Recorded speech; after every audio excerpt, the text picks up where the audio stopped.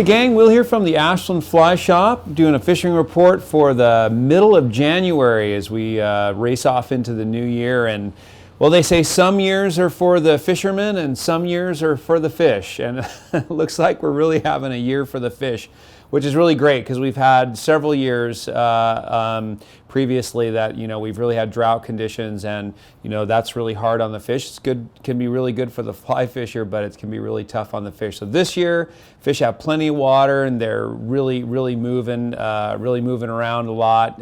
Runs are really able to keep their timing and come in when they want, and it's been really good for them. It has been pretty complicated to try and fish around the amount of storms and precipitation that we've had. We just had a nice little window here where the road came down to about 1,200 or so out of the dam. It looks like it's popped right back up to about 17. We're really bracing for another pretty good round of storms this week. But we just had a really nice little window and some nice fish caught around the region. Saw some beautiful fish caught at the coast, which was probably had kind of the longest window there. The more upstream rivers like the Klamath and the Rogue, they're definitely going to be the ones that are going to, if they're going to come down, it's really going to, they're really going to come down slowly. So just a couple brief windows there, but we did see some fish caught. We saw some late summers caught in the upper Rogue. We saw some pretty good activity there. So that was just surprising the way that has been kind of rolling on this year. Has been pretty interesting. So where to go and what to do? That's really the question. So not going to be a lot to do after this round.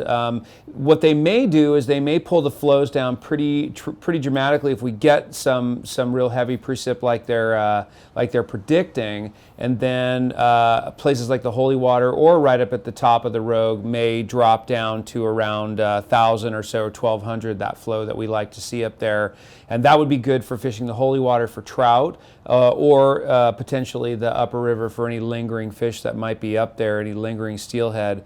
But I think that's getting pretty thin up there unless you're fishing for trout in the Holy Water, and that could be pretty good.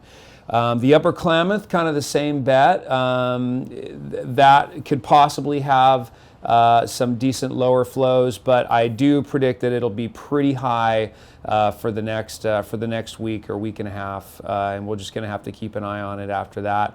The coast, definitely rivers that come down faster than our upstream rivers, so coastal rivers are one to really keep an eye on, and we're watching those fairly closely. You can always give us a call. We're happy to talk to you about that.